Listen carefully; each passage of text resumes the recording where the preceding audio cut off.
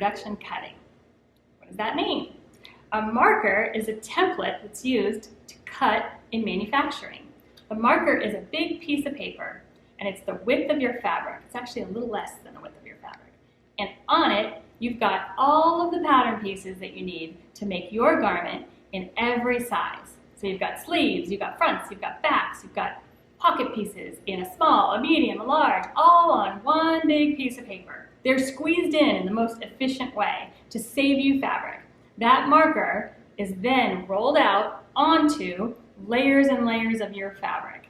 And then they take a big knife and they cut through all of those layers at one time.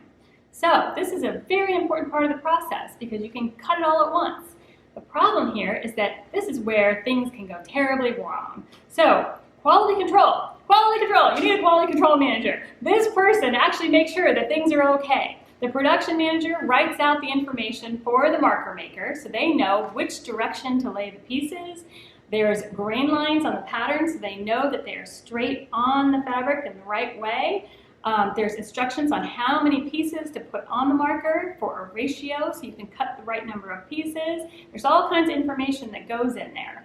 Then everything is cut and now it's sent over to be sewn.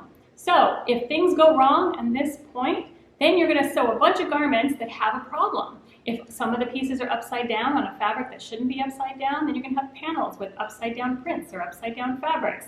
And once that's sewn, it's sewn. And if you're a small brand and you're actually hiring out the pattern maker, the marker maker, the grader, the cutting service, and the sewing contractor separately, you're going to pay for that mistake because you still have to pay the cutters, you still have to pay the sewers. So if you aren't watching things as it happens, if you're not quality controlling, this is where some of the problems happen.